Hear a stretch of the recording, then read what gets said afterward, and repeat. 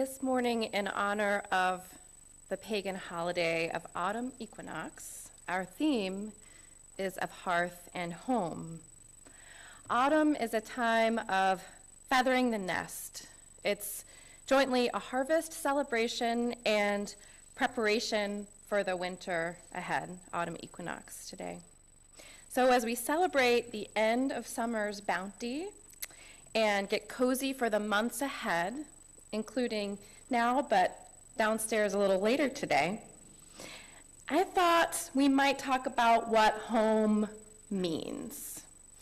And it also seemed kind of apt for me to bring up the subject of home for myself, entering a new spiritual home with you for the first time. So how do we create that feeling of hominess? Or what is that feeling of hominess that we feel within community?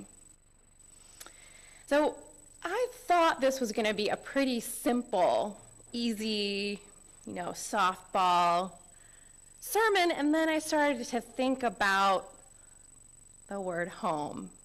And I quickly realized it's dicey.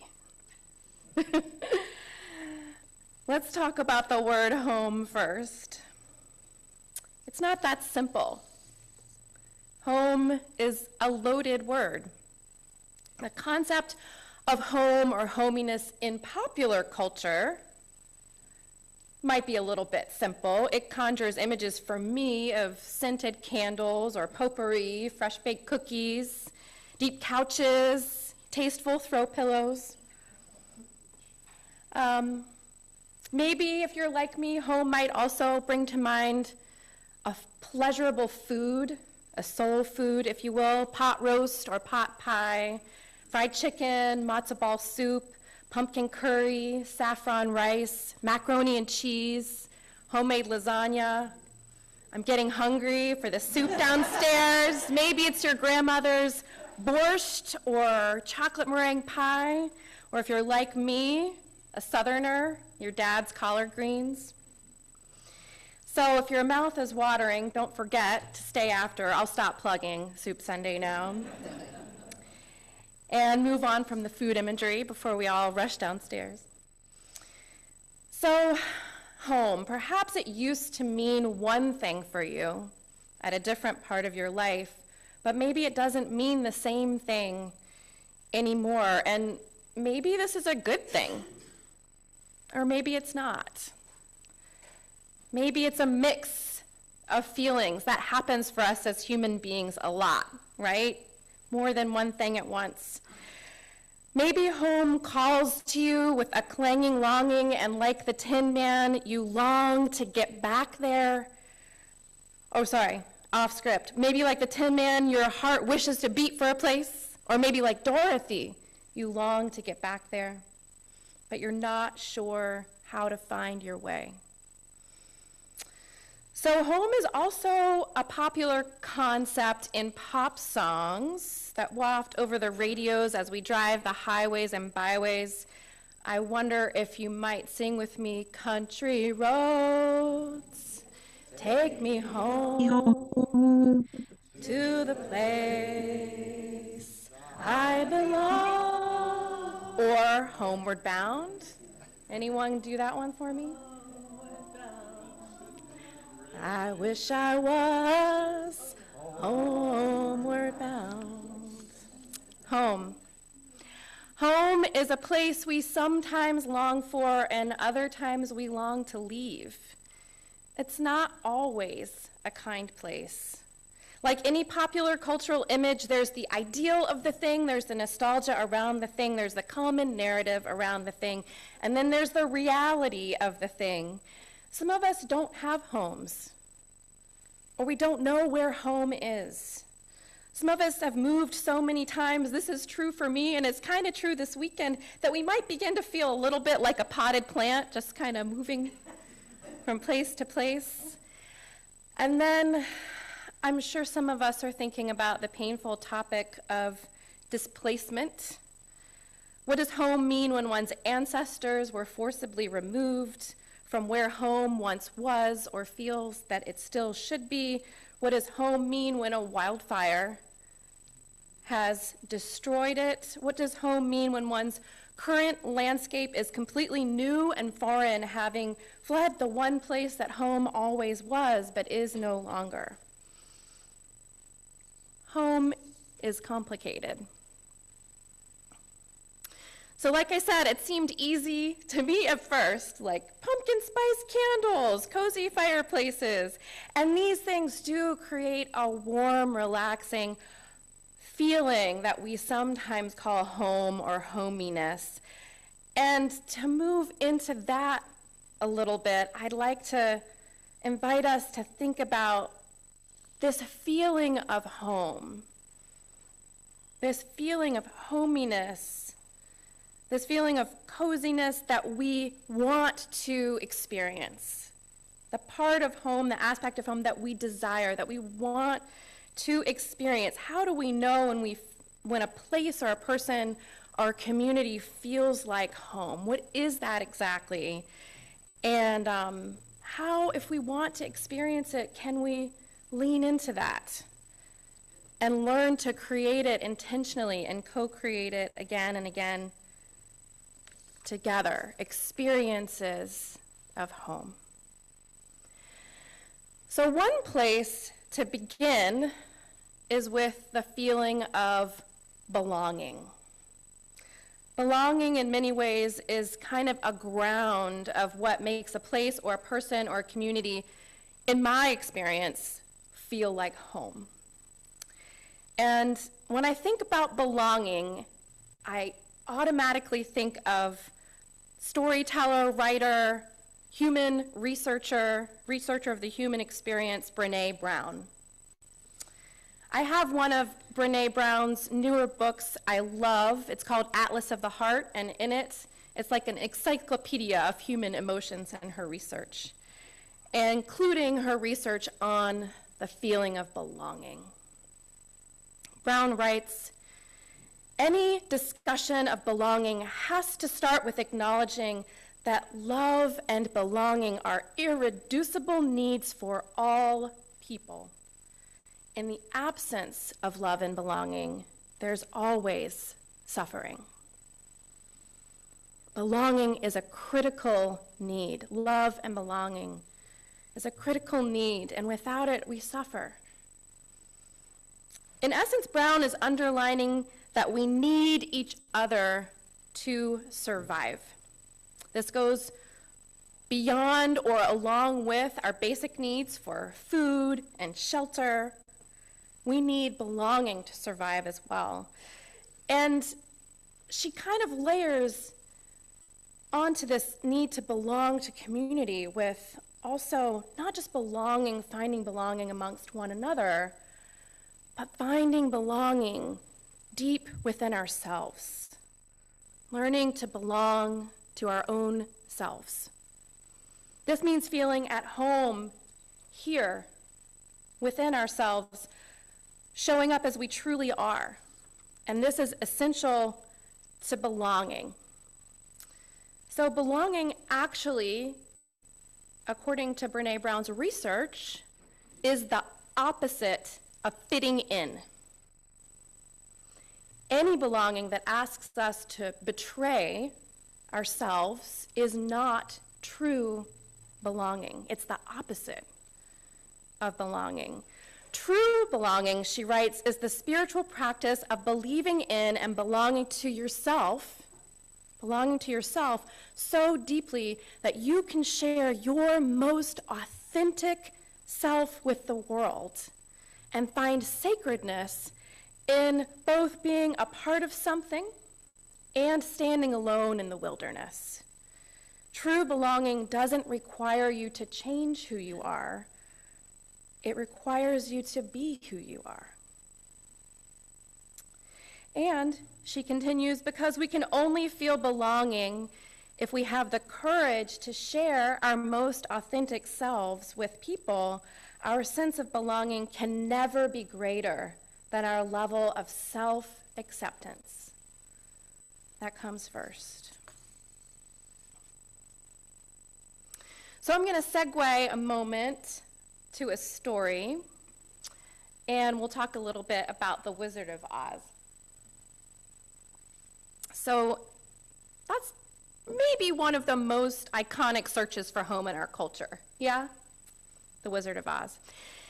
In The Wizard of Oz, the main character, Dorothy, is flung into a far-off land after her home is displaced by a twister, right? A tornado that blows through Kansas. Dorothy's house is thrown into the air by the twister, and it falls kerplunk right down onto the yellow brick road in the land of Oz, a place that is completely foreign to her. And then she begins to meet a whole host of characters. Some of them are helpful allies, some of them thwart or attempt to thwart her mission for home, and she embarks upon this kind of archetypal hero's quest. Yes, a personal journey to return home. So some of the most important characters that Dorothy meets, we probably can all think of: the Scarecrow, who yearns for a brain, the Tin Man who longs for a heart, and the Cowardly Lion who would give anything for courage. And eventually, these allies and Dorothy and her little dog, Toto, travel to the end of the yellow brick road. They make it all the way to the Emerald City, where they request a visit with the Wizard of Oz, who they hope will help them fulfill their quests for a brain, for a heart, for courage, and for home. Yes, following me?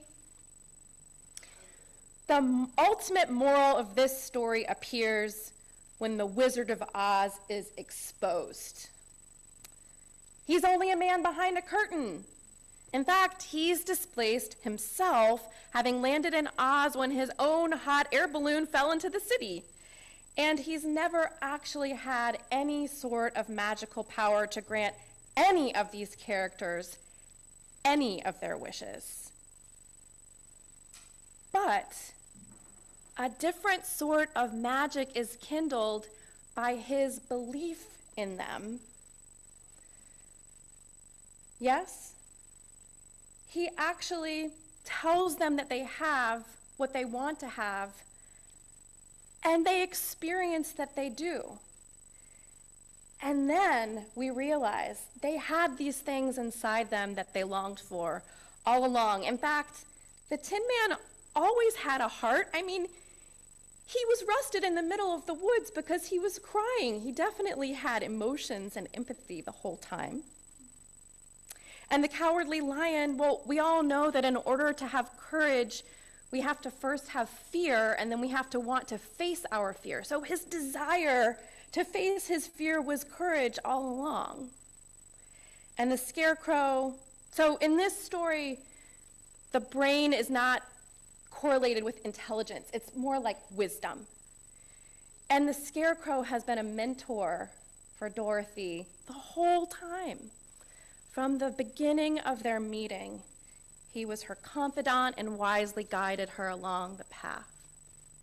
And then there's Dorothy, the person we're thinking of the most as a main character, who had the power to return home the whole time. But this is where it's a little bit more abstract. So her power to return home was symbolically placed in her ruby slippers, yes? And all she has to do is tap her heels together 3 times and she'll return home.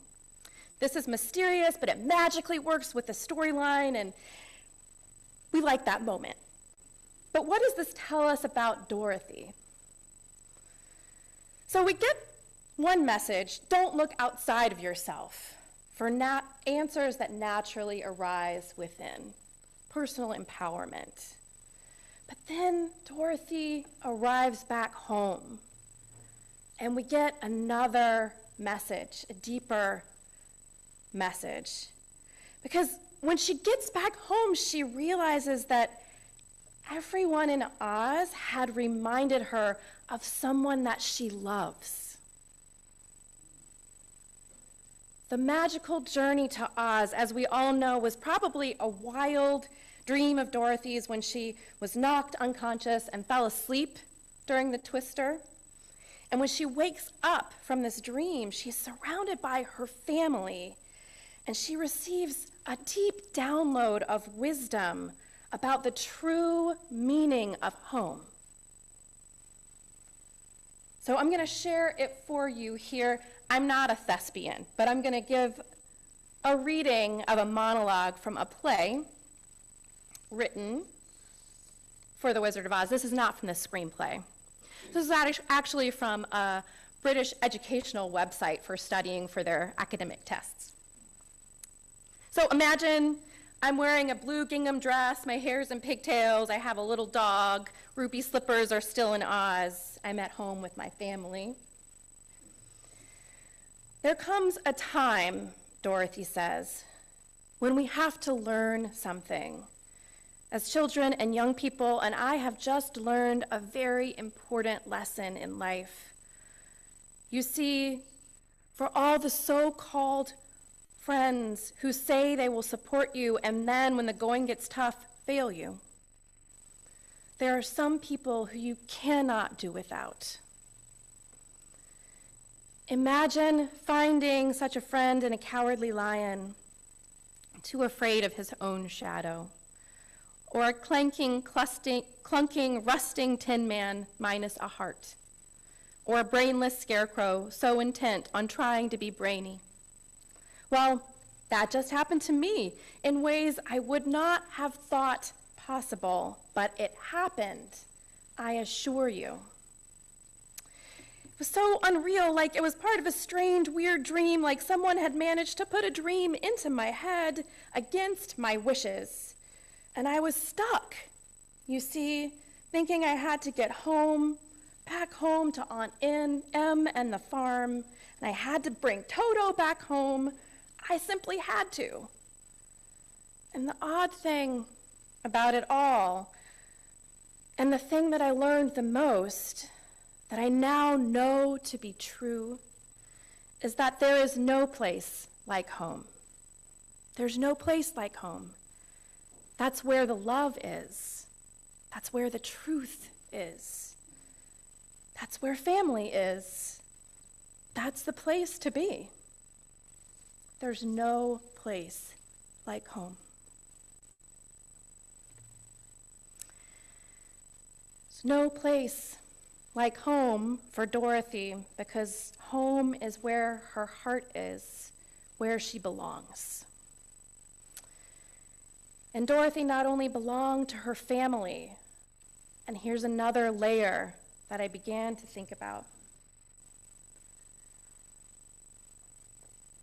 She not only belonged to her family belonged to her.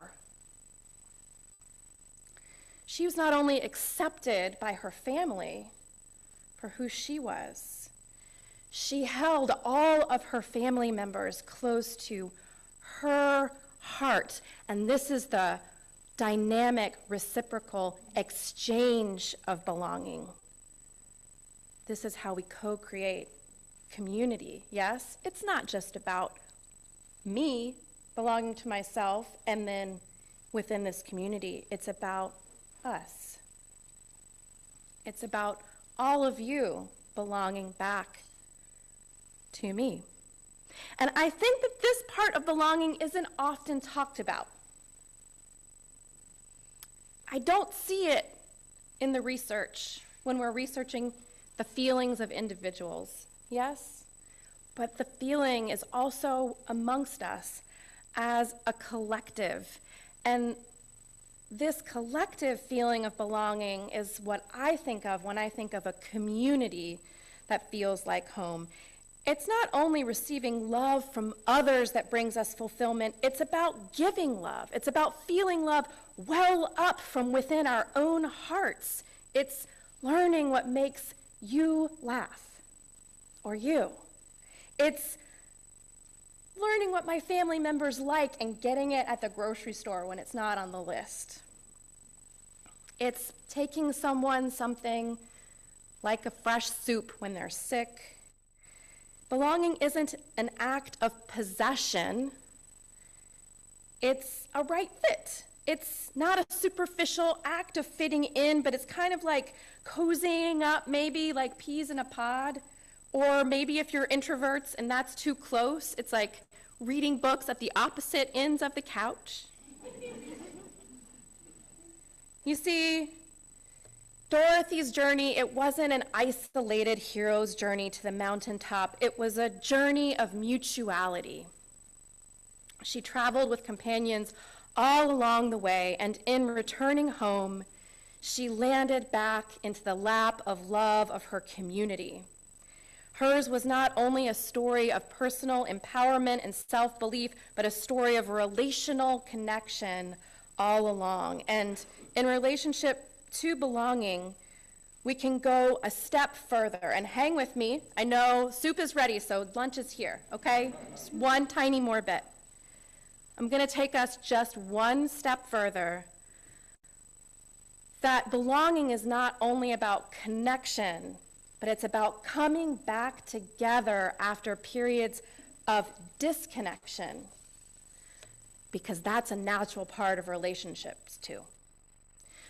So I served as a chaplain for the past year, and I supported families through difficult times, and I learned a lot about relationships. So last bit, I discovered something called relational cultural theory. It was new to me. It's been around for a while in the field of psychology. It was actually developed by a group of women, by a collaborative group of female psychologists in the 1970s alongside the feminist movement.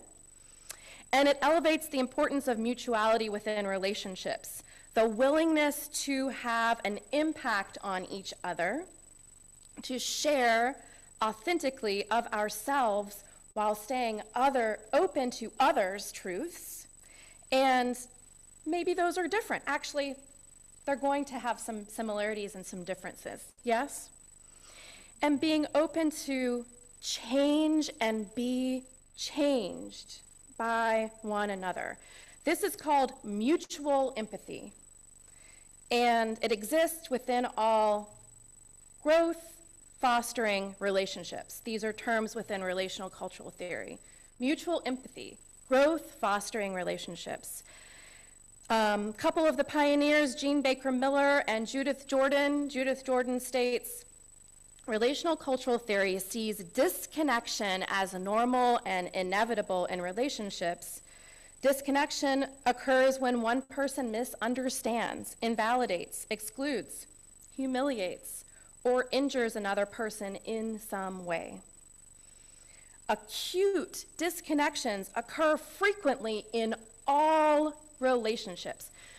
So we can take a deep breath because it's happened to all of us. And if they can be addressed and reworked, they're not problems. In fact, they become places of enormous growth.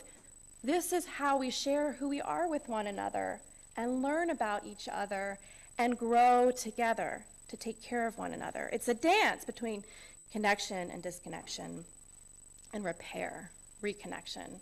And this is the work of belonging after the initial entering in with authenticity, yes? And here's the thing. We don't have to do it perfectly. In fact, we can't. In fact, perfectionism doesn't exist in the landscape of belonging. It's a sneaky type of fitting in, actually, back to Brené Brown. So perfectionism does not grow in the land of authenticity or for belonging. So I leave you with this question. You can close your eyes if you like. Where does your heart feel at home? And how does your heart feel at home? And when? With whom? And when we've done all the inner work of claiming our own belonging, which happens first within ourselves, how can we show up for others with curiosity and compassion, willing to begin again and love again and again and again, knowing we will make mistakes, knowing that repair is always on the other side? What does belonging feel like to you? Where does your body, mind, soul feel most at ease? Where does the heart of belonging dwell? I invite us to just take a brief pause of silent reflection and consider what it means to find home within and without, inside ourselves and within our beloved community.